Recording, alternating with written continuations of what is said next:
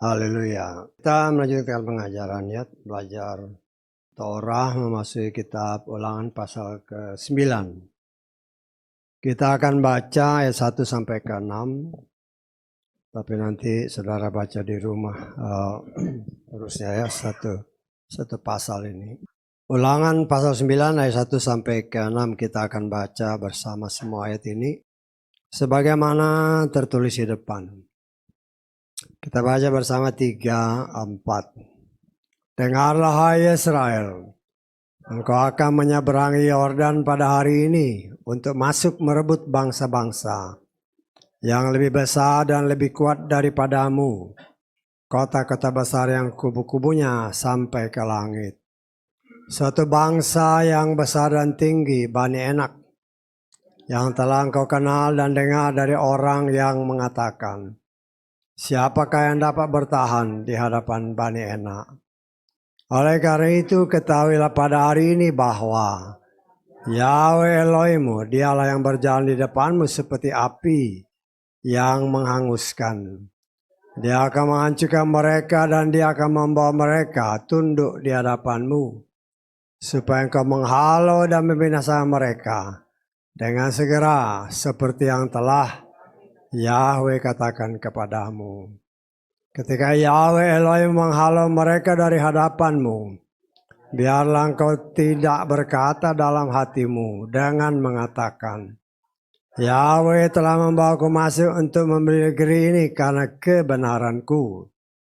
Tetapi karena kefasikan bangsa-bangsa itulah yang membuat Yahweh mengalihkan milik mereka ke hadapanmu.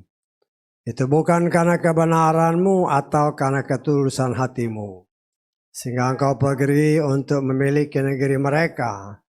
Namun Yahweh Elohim menghalau mereka dari hadapanmu karena kefasikan bangsa-bangsa itu, dan supaya meneguhkan firman yang Yahweh telah bersumpah kepada leluhurmu Abraham, Ishak dan Yakub. Dan ketahuilah bahwa Yahweh Elohim memberikan negeri yang baik itu kepadamu untuk memilikinya bukan karena kebenaranmu, karena engkau adalah bangsa yang tegar tengkuk. Haleluya, amin. Silakan duduk.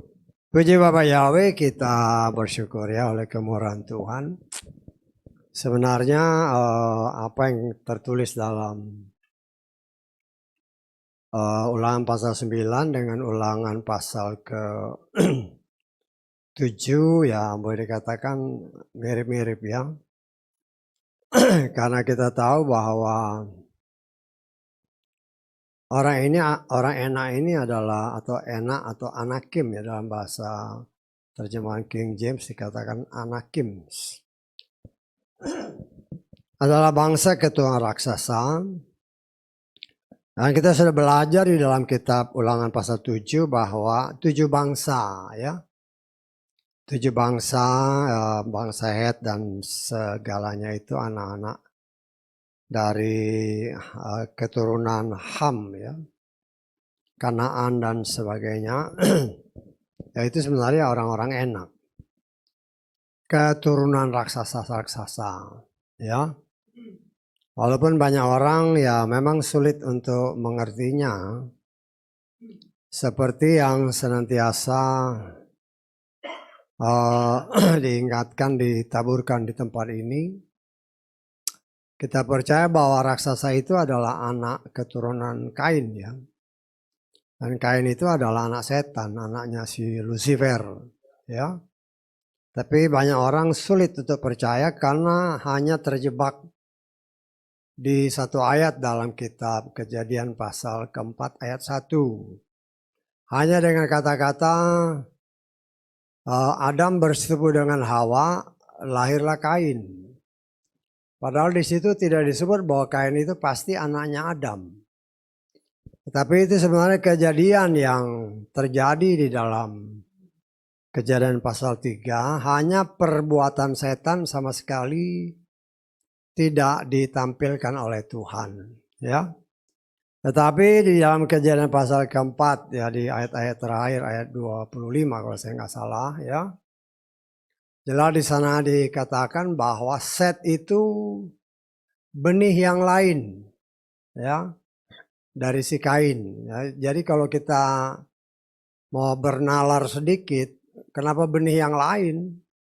Berarti kan itu ya ada dua benih. Ya ada dua benih, yang satu dari Bapa yang baik yaitu melalui Adam, dan benih si jahat yaitu si Lucifer. Kita tahu bahwa Lucifer ini adalah apa namanya malaikat yang jatuh, ya. Malaikat yang jatuh, ya dia tidak mungkin memperbanyak diri kecuali melalui ciptaan Tuhan yang lain, yaitu melalui perempuan. Dalam hal ini dia berhasil mengelabui si Hawa. Akhirnya ya memang sulit untuk diterima, ya, banyak orang. Apa yang terjadi di Taman Eden, orang makan buah. Hawa tertarik kemudian makan buah. Tetapi tidak dipikir selanjutnya, ya. Kalau seandainya dia makan buah, kenapa bukan mulutnya ditempeleng sama Tuhan? Tetapi yang terkutuk adalah alat regenerasinya, ya. Dengan kesakitan, dengan kesulitan, engkau akan melahirkan anak. Lah kita diajak untuk mengerti firman Tuhan, ya. Sehingga ya kita harus mengerti bahwa memang si Set itu benih yang lain dari Kain. Ya, artinya memang ya ada dua benih.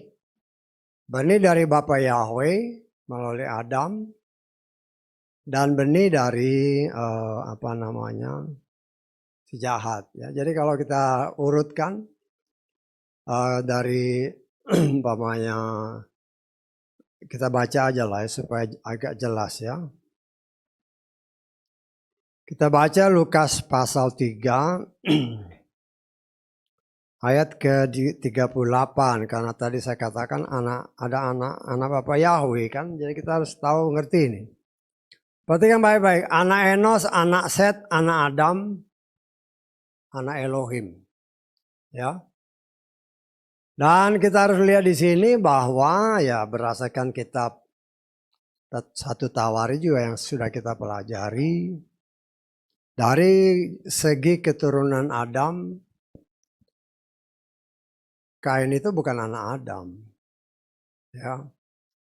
Kemudian dari Kejadian pasal 4 jelas dikatakan bahwa Kain itu kan punya anak. Dan kalau saya nggak salah ingat, kita lihat aja, ya. Anak yang pertama itu ya namanya Henoh. Ya, kita lihat, ya. Supaya kita yakin. Kejadian pasal 4. Kita lihat ayat ke-17. Kain bersetubuh dengan istrinya, dan istrinya mengandung dan melahirkan Henoh. Jadi kita harus ingat ada dua Henoh, ya. Yang satu dari Adam, yang satu dari Kain. Kain ini ke atasnya si Lucifer. Dan saya ya mencoba menafsirkan bahwa buku-buku yang beberapa tahun lalu tuh lagi ngetop-ngetopnya termasuk kitab Henoh. Dan kalau dibaca isinya si Henoh, kitab Henoh itu, saya menafsirkan kalau seandainya benar Henoh, kalau seandainya, ya, karena memang tidak jelas siapa yang menulis. Kalau itu sebenarnya kalau itu yang nulis benar-benar Henoh, itu pasti Henoh keturunan Kain, bukan Henoh dari garis Adam. Ya, karena Henoh dari garis Adam ini keturunan ke-7 mulai dari Adam. Nah, kita melihat di sini ya semakin hari, ya, karena firman Tuhan katakan dengan jelas dalam apa namanya firman Tuhan, segala sesuatu itu harus dibuka ya. Jadi kita lihat dalam Matius pasal ke-10 ayat ke-26. Oleh karena itu janganlah kamu takut akan mereka, sebab perhatikan, tidak ada satupun yang tertutup yang tidak akan disingkapkan, dan yang tersembunyi yang tidak akan diketahui. Ya, saya mempelajari dari kitab suci kita. Ya, ada 3 orang yang jelas-jelas menyatakan ya. Baik pertama kali diucapkan oleh si Yohanes Pembaptis, dia menyatakan, "Hai kamu keturunan ular biludak." Loh kalau kita nalar keturunan ular biludak itu keturunan si ular, keturunan si jahat. Demikian juga Yesua menyatakan, kamu keturunan keturunan ular biludak. Bahkan Yesua katakan bapakmu setan.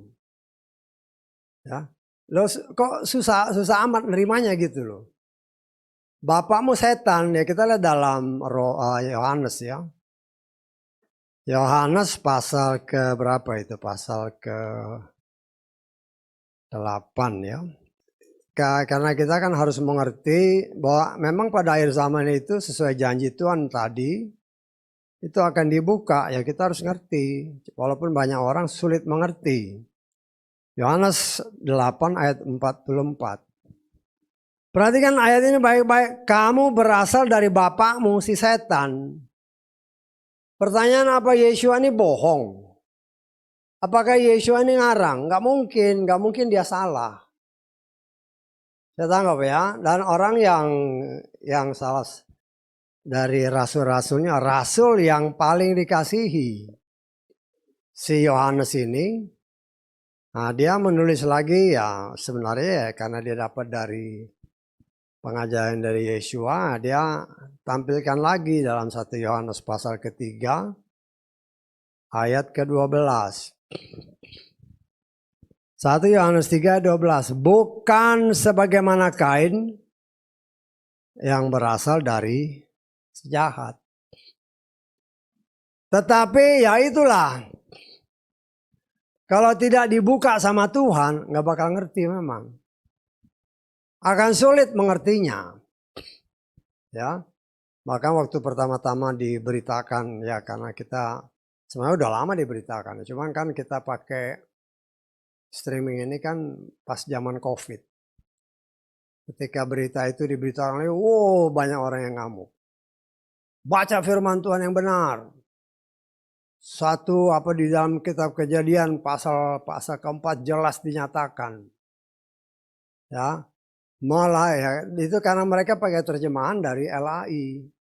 Ya, dan itulah karena mereka tidak menggali lagi, banyak orang yang hanya terpatok kepada satu terjemahan. Ya, berkali-kali kan di tempat ini sudah diperlihatkan.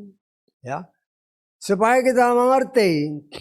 Karena yang kita pelajari itu tadi itu orang enak. Orang enak itu keturunan raksasa. Keturunan raksasa itu setan, anak setan. Ya, kita melihat di sini sebenarnya Tuhan sedang memperlihatkan ya dari apa yang kita baca. Memang kalau kita baca gitu aja sih ya seolah-olah ya anggap enteng aja. Tetapi Tuhan mau memperlihatkan kepada saudara dan saya ya, karena Adam dan Hawa tertipu dan jatuh ke dalam dosa ya. Nah, itulah yang harus kita ingat. Ketika mereka diciptakan, nah kita melihat bagaimana baiknya Tuhan. Ketika manusia diciptakan oleh Tuhan, loh, segala kuasa kan diberikan Tuhan kepada manusia. Kita lihat, ya kita baca. Kembali, Kejadian pasal 1. Ayat ke 27 mulai. Kita harus lihat ya, supaya kita mengerti ya, harus dimeditasi, harus diobservasi, artinya diselidiki benar. Maka Elohim menciptakan manusia dalam citranya. Dalam citra Elohim dia telah menciptakannya laki-laki dan perempuan. Dia telah menciptakan mereka. Perhatikan ini. Dan Elohim memberkati mereka dan Elohim berfirman kepada mereka, beranak cuculah, berlipat gandalah, penuhilah bumi, taklukkanlah itu, berkuasalah atas ikan di laut, atas burung di udara, atas segala binatang yang merayap di bumi. Ya. Lihatlah aku telah memberikan kepadamu segala tumbuhan yang mengandung benih, yang ada di dalam muka segala pohon panen dan seterusnya. Artinya manusia yang diciptakan serupa dan segambar atau secitra dengan Tuhan diberi kuasa yang sangat luar biasa, ya, untuk menguasai bumi dan segala isinya. Dan saya sangat percaya pada saat itu karena si jahat ini belum diberikan, ya kalau saya katakan bukan diberi jalan sama Tuhan, tetapi dengan cara liciknya juga dia ya berhasil menipu si manusia. Sehingga manusia terjebak dan jatuh dalam dosa. Sehingga semua kuasa yang diberikan Tuhan kepada manusia menjadi milik setan. Sehingga sesuai dengan apa yang dikatakan dalam 1 Yohanes pasal 5. Coba kita lihat. 1 Yohanes 5 ayat 19. Kita tahu bahwa kita berasal dari Elohim dan seluruh dunia ditaruh di dalam yang jahat. Artinya kalau saudara perhatikan ayat ini kan sepotong aja kan. Kita tahu kita berasal dari Elohim, artinya ada yang bukan berasal dari Elohim. Walaupun semuanya itu tetap ciptaan Elohim, artinya ciptaan Bapa Yahweh, termasuk setan pun ciptaan dia. Tapi semua ini adalah skenario Bapa Yahweh. Ya seperti yang saya katakan ya, kitab suci kita ini kan sejarahnya Bapa Yahweh. Jadi ceritanya Bapa Yahweh, ya. Saya pernah katakan bahwa sejarah histori kan. Nah kalau his dipecah gitu, his ditambahin s, jadi his story. Ceritanya dia. Cerita dia itu dalam arti Bapa Yahweh. Ya. Bapa Yahweh sebenarnya mau menceritakan kepada kita yang berasal dari dia sejak awal penciptaan. Ya. Setelah manusia jatuh dalam dosa, nah dunia ini dikuasai oleh si jahat. Saya tanggap ya. Dikuasai oleh si jahat. Yang saya ceritakan ini sebenarnya refleksi dari apa yang kita baca ya. Ulangan pasal 6, Ulangan pasal 9 tadi. Ya. Kenapa saya katakan begitu? Karena tanah Kanaan, tanah perjanjian itu yang adalah berdasarkan kitab Imamat, ini adalah milik pusaka Bapa Yahweh yang tidak boleh diperjualbelikan. Dan tanah itu sesuai janji Bapa Yahweh diberikan kepada anaknya. Dijanjikannya kepada leluhur mereka yaitu Bapak Abraham. Ya, diberikanlah tanah Kanaan. Itu tanah milik, kita sudah belajarkan dalam kitab Imamat. Ya. Nah, tetapi sayangnya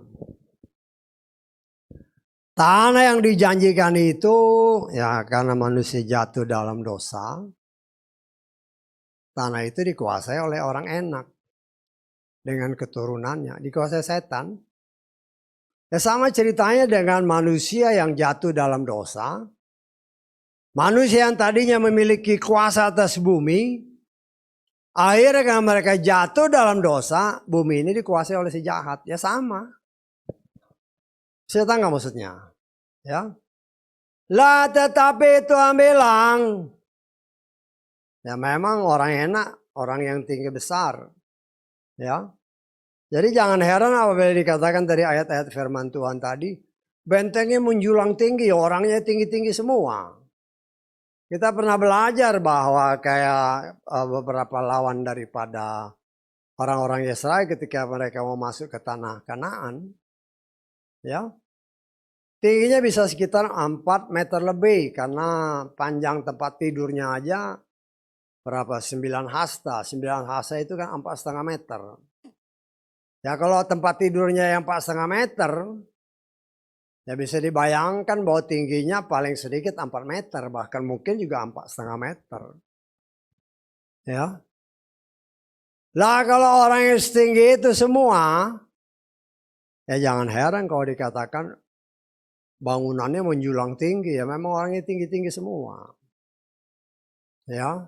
Secara fisik mereka atau setan berusaha untuk membuat manusia, ya boleh dalam kata tanda kutip, manusia ciptaannya itu, ya, mempunyai tinggi secara fisik yang lebih tinggi dari anak-anak Elohim.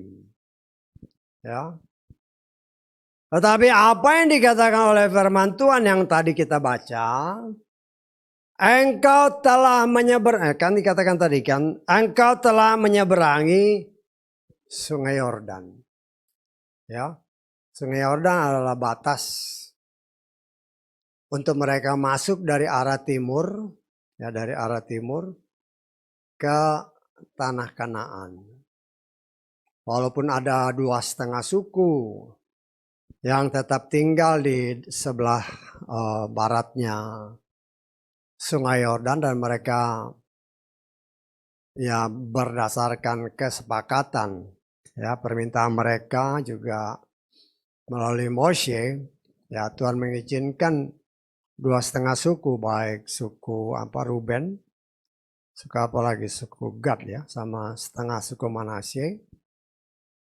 Itu mereka tinggal di sebelah barat Sungai Yordan.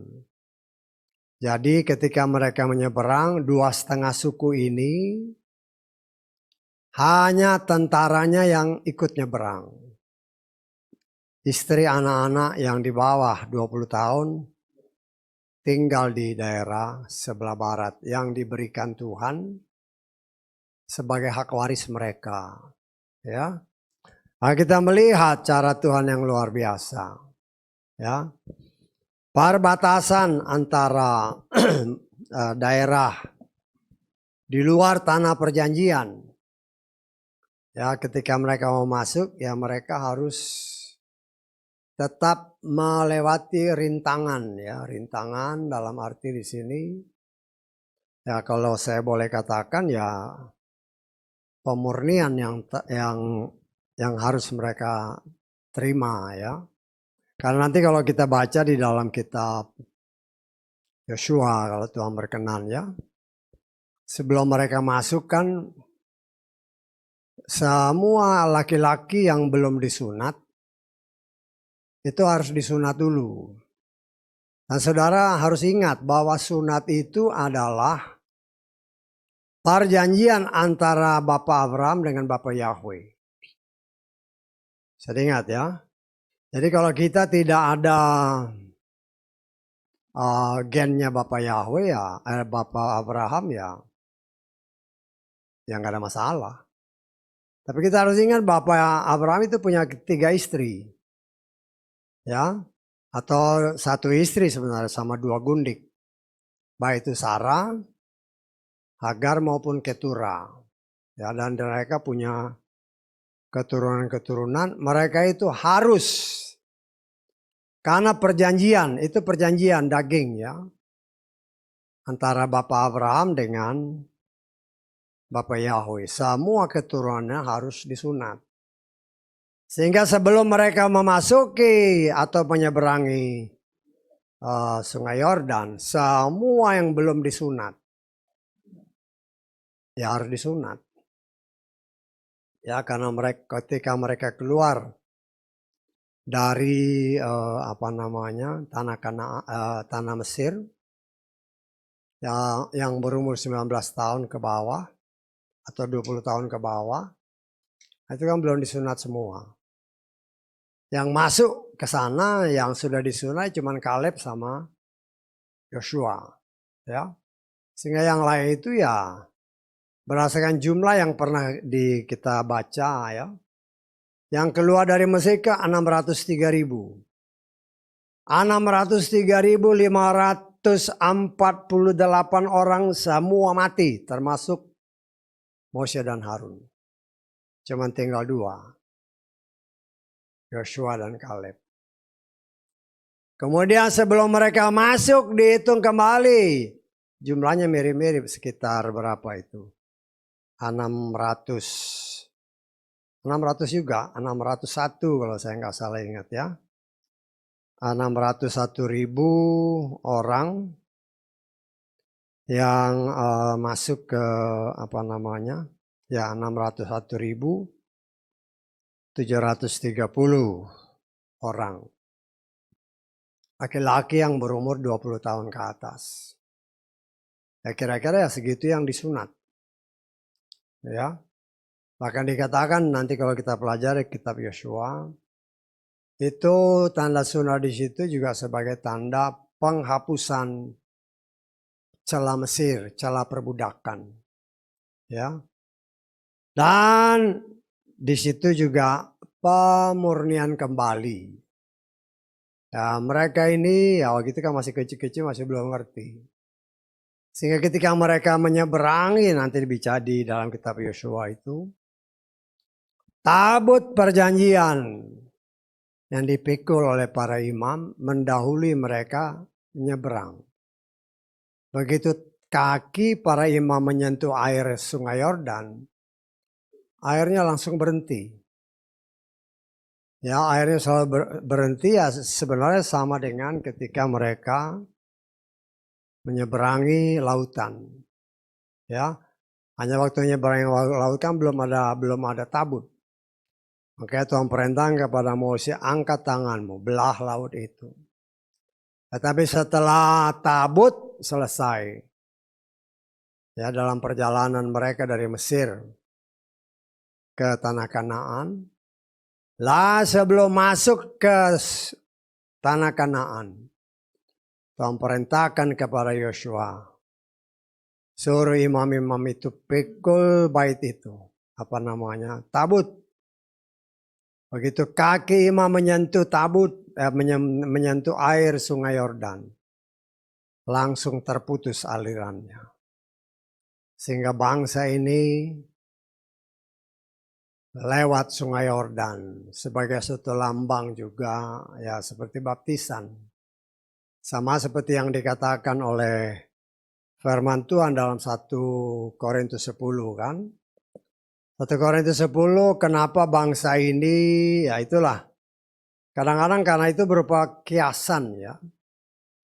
Kiasan bahwa bangsa Israel ini menyeberang lautan itu melambangkan dia dibaptis. Kita lihat 1 Korintus 10. Ayat ke 1 dan 2 lah coba ya.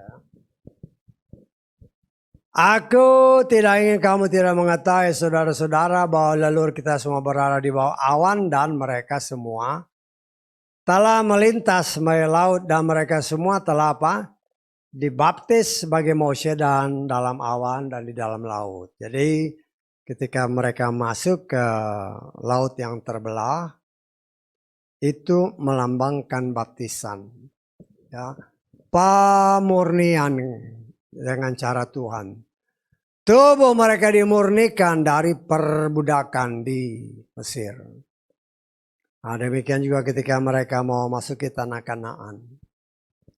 Bangsa ini ya waktu itu mungkin masih kecil-kecil. Ketika mereka masuk ke menyeberangi sungai Yordan. Ya sama gambaran dengan ini. Pemurnian yang Tuhan kerjakan sebelum mereka masuk ke tanah perjanjian. Ya. Sangat luar biasa Tuhan. Sebelum mereka masuk Tuhan sudah ingatkan bahwa di tanah itu ya sesuai dengan laporan para pengintai kan. Tanah itu dikuasai oleh orang-orang enak, orang-orang raksasa. Ya. Tapi Tuhan katakan kepada mereka, ya,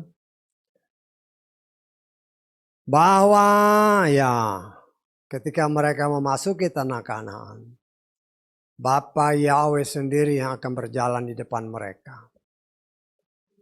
Nah, saudara bisa bayangkan, Bapa Yahweh berjalan di depan mereka. Ya. Dan itulah cara Tuhan. Kalau dia berjalan di depan mereka seperti api yang menghanguskan, kata firman tadi kan berdasarkan terjemahan Lukas ini. Coba kita lihat ayat ketiga dari Ulangan pasal 9 tadi. Oleh karena ketahuilah pada hari ini bahwa Yahweh Elohimmu, dialah yang berjalan di depanmu seperti api yang menghanguskan. Dia akan menghancurkan mereka, dia akan membawa mereka tunduk di hadapanmu supaya engkau menghalau dan membinasa mereka dengan segera. Seperti yang telah Yahweh katakan. Bapa Yahweh cuma mengingin bangsa ini percaya. Ya, jangan bantah, Tuhan bilang masuk ya masuk. Apalagi kalau dia bilang aku yang akan berjalan di depanmu, aku akan bagaikan api bagi mereka, akan menghanguskan mereka semua. Ya, waktu kapan minggu lalu kan kita belajar seperti apa yang tertulis dalam kitab Sakaria pasal 14 ya. Jadi apa itu mungkin kan gitu kan? Tapi ya kenyataannya itu tertulis. Nah, bila dikatakan di sini bahwa dia akan seperti api yang menghanguskan, itulah mungkin yang akan terjadi nanti ketika bangsa ini diserang oleh seluruh dunia. Ya, kita lihat cara Tuhan memang sangat luar biasa. Ya. Jadi ya kita yang diminta Tuhan kita ini ya percaya aja apa yang Tuhan kerjakan itulah yang akan terjadi. Walaupun dalam kenyataannya ya banyak orang yang walaupun namanya orang percaya ya ragu-ragu. Kita coba lihat dalam Sakaria 14 ya. Ini kita sudah belajar kemarin ya. Ayat ke-14-15 kita lihat. Yehuda pun akan terlibat peperangan di Yerusalem dan kekayaan segala bangsa di sekitar akan dikumpulkan. Jadi emas, perak, jubah dengan penuh kelimpahan. Demikianlah akan terjadi. Nah ini perhatikan. Tulah atas kuda bagal, atas unta, atas keledai, seluruh hewan yang ada di dalam perkampungan itu sesuai dengan tulah itu. Kemudian ya kita melihat di sini ya karena emang Tuhan mengizinkan hal ini terjadi, di mana ya kalau Tuhan yang maju atau kita lihat lagi supaya lebih jelas ya. Ayat ke berapa ini? Ayat ke-12 ke atasnya coba kita lihat. Inilah tulah yang akan Yahweh timpakan kepada semua bangsa yang berperang melawan Yerusalem. Dagingnya akan membusuk sementara dia masih berdiri. Loh apa yang dikerjain Tuhan coba bayangin. Ya. Di atas kakinya. Matanya membusuk dalam rongganya, lidahnya akan membusuk dalam mulutnya. Apa yang Tuhan kerjakan? Nah, kalau dia katakan di dalam tadi ulangan itu, dia akan berjalan di depanmu seperti api. Loh orang ini kan raksasa semua. Dan saya percaya apa yang terjadi dahulu. Ketika bangsa ini masuk menyerang tanah Kanaan dengan orang-orang enaknya. Karena Tuhan menyatakan aku akan berjalan di depanmu seperti api. Mungkin saja yang terjadi seperti ini. Si berdiri udah angus semua. Sulit dipercaya. Tapi kalau Tuhan ngomong itu pasti terjadi. Dan kita hanya bisa ya percaya aja. Percaya saja. Bagaimana itu terjadi ya itu terserah Tuhan. Dan seringkali dinyatakan ya kalau kita mau lihat. Dalam kitab Hakim-Hakim ya pasal ke berapa? 7. Hakim-Hakim pasal ke-7 ayat ke-22. Ini ketika Gideon diperintahkan Tuhan untuk membinasakan orang Midian ya. Sementara ke-300 orang itu meniup sangkakala, ini pengikutnya si Gideon. Yahweh membuat pedang yang seorang diarahkan kepada yang lain, bahkan kepada seluruh bala tentara itu. Maka bala tentara itu melarikan diri sampai ke Betsita, ke arah Zerera, sampai ke perbatasan Abel Mehola.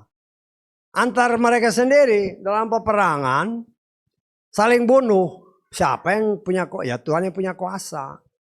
Kalau kita lengkap dalam Hakim-Hakim 8 ayat ke-10. Sementara itu Seba dan Salmuna ada di Karkor bersama-sama dengan tentara mereka. Kira-kira 15.000 orang banyaknya, yakni semua orang yang masih hidup dari seluruh tentara orang sebelah timur. Dan mereka yang tewas ada 120.000 orang yang bersenjatakan pedang. Tuhan gak sayang untuk membunuh siapapun yang berani melakukan hal-hal jahat terhadap bangsa pilihannya. Nah kalau kita baca tadi dalam kitab Sakaria dan berdasarkan kitab Wahyu yang kita pelajari minggu lalu, yang menyerbu Yerusalem itu 200 juta tentara. Kita bayangin pakai logika aja lah ya, pakai logika. Israel itu yang cuman dalam peta itu sejengkal gitu doang. Kalau kita kan penduduk kita berapa sekarang? 200 berapa? 280-an kali ya. Sebanyak 280 juta itu sekian areanya kan sekian gede. Dan saya percaya Israel itu mungkin luasnya ya kayak Jawa Barat aja. Loh kalau 200 juta yang masuk di situ ya penuh orang semua kan. Nah, kita belajar kemana? 20.000 laksa tentara yang menyeberangi Sungai Efrat menyerbu Yerusalem. Loh karena yang berperang itu bukannya bangsa pilihan tetapi Tuhannya Bapaknya sendiri yang berperang. Ya habislah semua. Dan itulah yang dahulu sesungguhnya terjadi kepada bangsa pilihan ini. Ketika Tuhan bilang masuk ke tanah Kanaan, ke tanah perjanjian, tanah milik yang aku berikan kepadamu. Kan seperti kita pelajari kan dalam kitab Imamat bahwa tanah Kanaan itu adalah milik Bapa Yahweh. Kita ulangi lagi. Imamat pasal ke-20 berapa itu? 25. Ayat ke-23. Sampai kiamat negeri itu tidak boleh dijual karena negeri itu milikku. Sebab bagiku kamu adalah pengembara dan pendatang. Ya. Ya itu tanah milik Bapak Yahweh walaupun dunia ribut kan. Ini milik kami. Loh yang pencipta langit bumi bilang ini milikku. Lah dia kasih ke anak sulungnya ya itu wajar. Ya dunia nggak bisa terima. Tetapi Bapak Yahweh punya kuasa untuk memusnahkan mereka. Ya Bapak Yahweh tidak sayang membinasakan semua manusia di muka bumi ini. Bagi mereka yang tidak percaya. Ya, kalau nanti saudara baca di ulangan pasal ke-9 ini. Nanti saudara baca terus ya. Di sana diceritakan. Karena bangsa Israel ini anak sulungnya adalah bangsa yang tegar tengkuk. Yang terus menerus mengecewakan Bapak Yahweh. Maka Bapak Yahweh mengatakan kepada Moses, aku akan musnahkan bangsa ini. Nanti aku akan ciptakan bangsa yang baru melalui kamu. Nah, kita lihat, kita lengkap ulangan 9 tadi. Ayat ke-13 mulai. Yahweh berfirman kepadaku, kepada Moses ya, dengan mengatakan, aku telah melihat bangsa ini dan lihatlah inilah bangsa yang tegar tengkuk. Biarkanlah aku sendiri yang membinasakan mereka dan menghapuskan nama mereka dari kolong langit. Tetapi aku akan membuat dari antaramu suatu bangsa yang lebih kuat, lebih besar daripada mereka. Karena udah kesalnya Bapak Yahweh. Anaknya ini tegar tengkuk, berontak terus. Melawan terus, berdosa terus. Menyembah patung, menyembah ilah-ilah lain terus. Akhirnya Tuhan, aku mau musnahkan bangsa ini. Ya, dan aku akan membuat bibit yang baru melalui Mose. Tetapi Mose merendahkan diri, berpuasa 40 hari 40 malam. Merendahkan diri di bawah kaki Bapa Yahweh. Memohon belas kasihan, janganlah dimusnahkan bangsa ini. Ya, oleh kemurahan Tuhan. Bagi Tuhan kan gak jadi masalah. Apa mungkin? Bisa. Ya. Umpamanya dia musnahkan, buat. Ya. Bisa aja Mose ngambilin berapa istri kan. Sekali lahir berat 10. Bisa aja. Karena dahulu itu kelahiran kembar itu ya lumrah. Karena itu pernah saya katakan bahwa Kain dan Habel itu anak kembar, tapi bapaknya beda. Nuh itu punya 3 anak, 3-tiganya kembar. Ya, jadi memang kembar itu untuk apa? Untuk mempercepat perkembangan manusia. Ya, sama seperti binatang-binatang kan. Umpamanya kayak kambing, kayak babi, kayak ayam itu kan sekali berat. Apalagi penyu itu bisa ratusan sekaligus. Yang gak mustahil bagi Tuhan untuk mempercepat pertumbuhan itu. Tetapi dia mau kasih lihat sesungguhnya. Karena satu orang ini yang mau merendahkan diri di bawah kaki Bapa Yahweh berbelas kasihan kepada bangsa ini. Karena itu bangsa ini menganggap Mose adalah pemimpin mereka yang sangat mereka hormati. Ya, yang sangat mereka, karena itu salah satu sebab yang banyak ditafsirkan orang. Kenapa Tuhan menguburkan mayatnya Mose? Dan tidak ada orang yang tahu. Karena Tuhan tahu karakter bangsa ini. Kalau Mose itu ketahuan tempat kuburnya di mana, kuburannya nanti jadi tempat penyembahan berhala. Bisa tahu nggak maksudnya? Jadi bukan asal Tuhan kuburkan, dia yang kubur, nggak ada orang yang tahu di mana. Karena Mose ini dianggap sebagai pimpinan yang luar biasa. Kalau tempat kuburan ketahuan, lo pasti itu jadi tempat berhala. Karena itu Tuhan yang menguburkannya. Sehingga sampai detik ini ya nggak ada yang tahu. Hanya kita percaya aja bahwa memang dia mati dan dikuburkan. Dan yang menguburkan Tuhan di mana tempatnya nggak ada yang tahu. Tetapi itulah cara Tuhan. Ya, memang bilang dikubur bisa aja dia diangkat, ya kita nggak tahu. Ya, cara Tuhan yang luar biasa. Tuhan mau mengingatkan kepada saudara dan saya. Tuhan memang pengasih dan penyayang. Selama kita hidup dan berjalan di dalam kebenarannya. Kita dilatih oleh Tuhan. Bahkan anak sulungnya sendiri ketika mereka memberontak, ditumpas sama dia. Ditumpas karena manusia ini diciptakan untuk dia dan bukan untuk yang lain. Karena itu dia tidak sayang ketika pertama kali dia turunkan air bah. Tuhan mau kasih lihat bahwa orang yang benar-benar hidup di dalam dia, hidup bergaul dengan dia, hidup berjalan dengan dia, hanya dia yang selamat. Bersama keluarganya besarnya, keluarga intinya yaitu Nuh. Dengan istri dan 3 orang anaknya.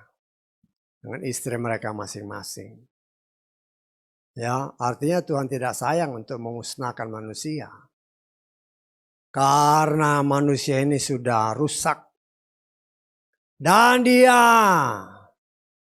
karena kasihnya begitu besar kepada dunia ini kepada manusia ciptaannya.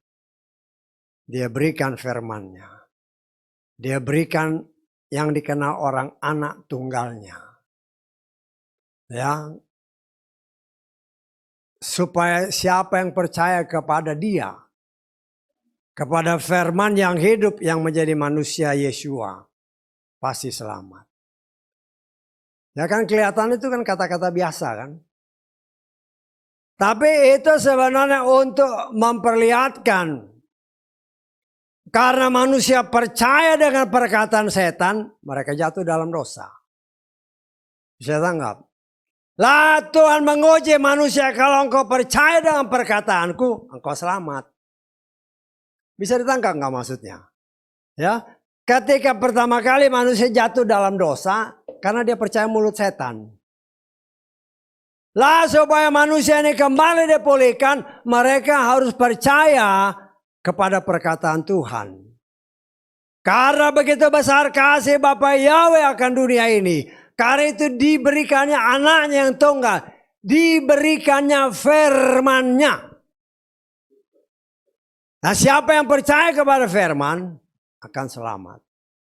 Bukan lagi percaya kepada perkataan setan. Karena percaya perkataan setan, manusia semua jatuh dalam dosa. Dan waktu terus berjalan. Proses penyelamatan Tuhan sedang bekerja. Dia pilih satu umat yang kita kenal umat pilihan, umat Israel. Ya kenapa? Karena melalui umat inilah Tuhan mempercayakan perkataannya yang dapat menyelamatkan manusia, yaitu Torahnya. Aturan, perintah, dan ketetapan Tuhan. Tetapi karena bangsa pilihan yang dipercayakan Torahnya, mereka sendiri memberontak. Memberontak tak firman. Maka Tuhan memporak-porandakan mereka. Berdasarkan nubuatan Daniel, setelah kurang lebih 2.520 tahun. Kita sudah belajar kan 2.520 tahun.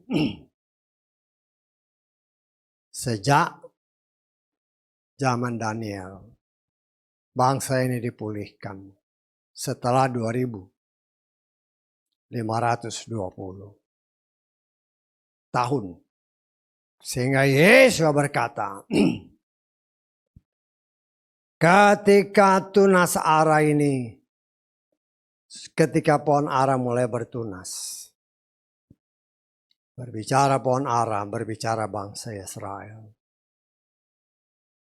Setelah 2.520 tahun sejak zaman Daniel,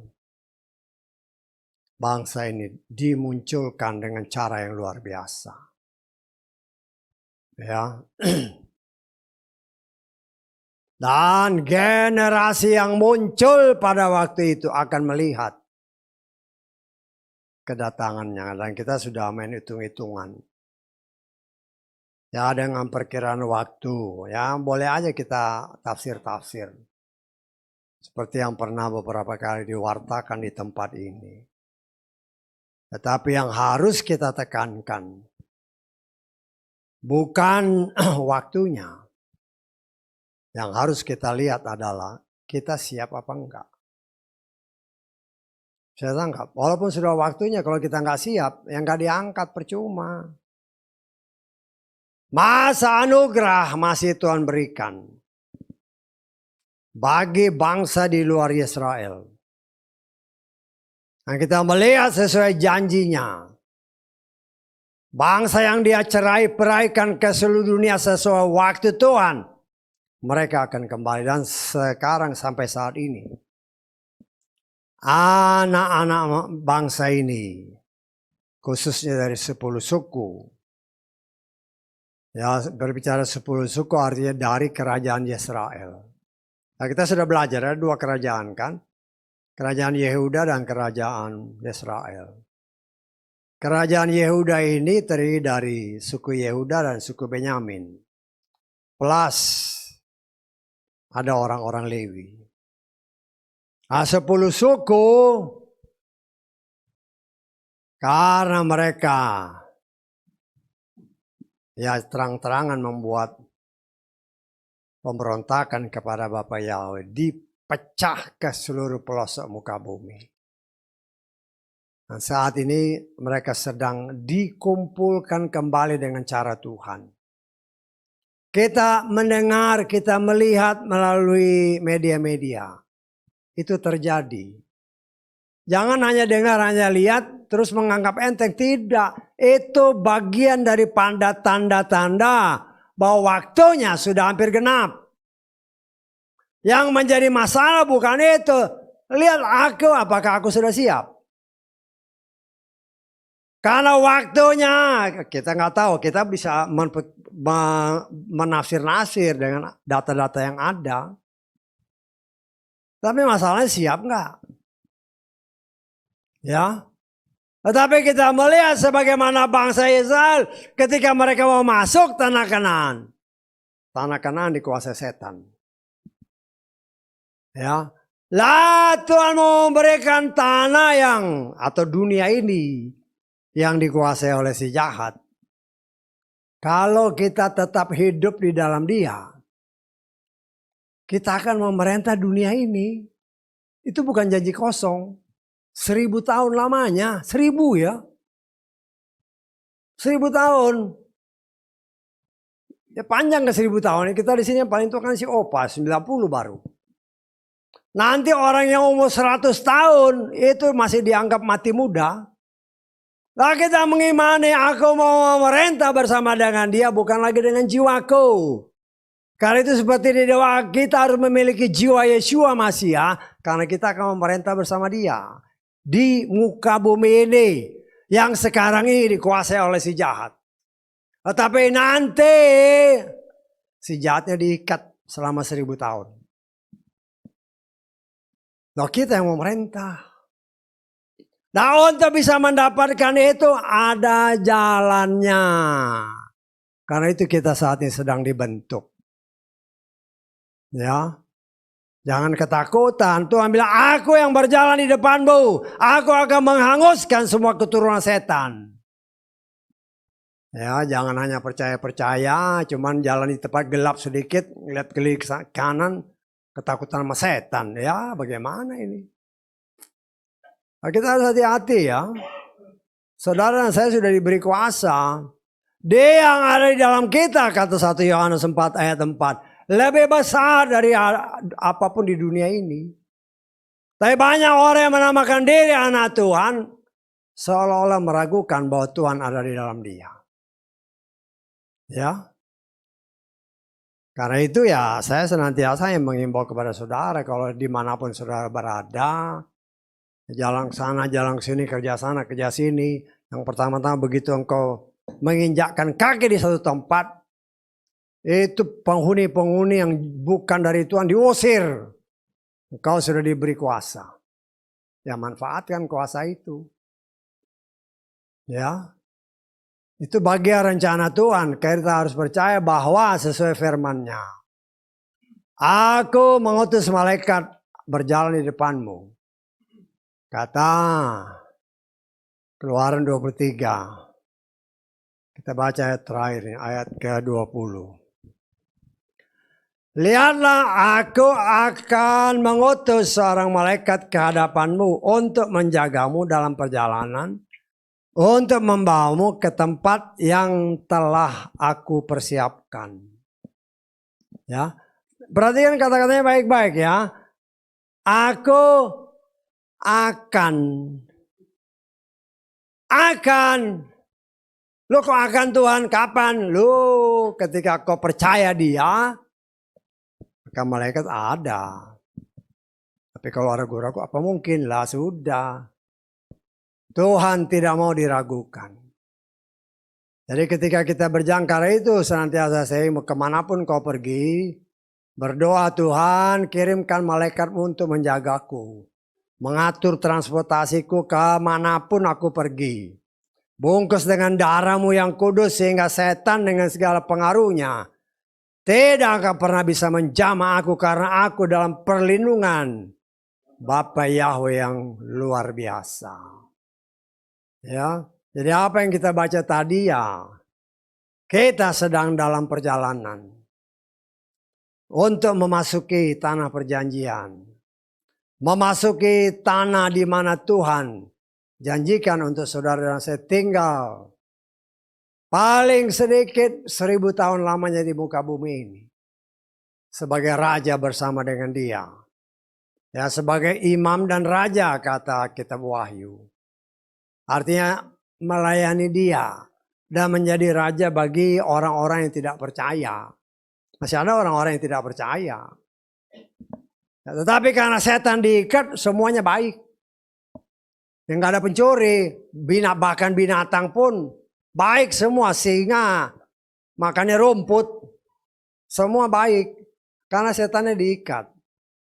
Tetapi setelah genap waktunya 1000 tahun genap, ya setannya dilepas. Ya jadi jahat lagi semua. Ya. Ketika mereka menyerang perkemahan orang kudus, itu kita mengimani, itulah tempat kita bersama dengan dia. Tuhan yang akan bersama berjalan di depan kita maju bersama dia. Melawan si jahat dalam perang terakhir yang kita kenal, Gog dan Magog. Ya, Armageddon itu sebelum 1000 tahun. Setelah 1000 tahun, Gog dan Magog. Baru langit yang baru, bumi yang baru. Itu janji Tuhan bukan janji kosong. Karena itu ya karena itu Filipi pasal 2 dikatakan, kerjakanlah keselamatanmu sendiri. Ya, berdoa terus. Kita terus mohon kemurahan Tuhan. Sehingga iman kita semakin hari semakin Tuhan sempurnakan. Semakin mengerti janji-janji Tuhan. Janji Tuhan itu bukan janji yang kosong. Tetapi bagaimana kita merespon janji itu, ya, itu yang penting. Dan bagaimana kita meresponnya? Kalau kita ya acuh tak acuh dengan janji-janji Tuhan. Janji Tuhan ya dan amin. Karena itu ya banyak bergaul dengan Tuhan, banyak berdoa, banyak baca firman. Ya, dan berjalan di dalam kebenaran sebagai pelaku firman yang taat dan setia sampai selamanya. Haleluya.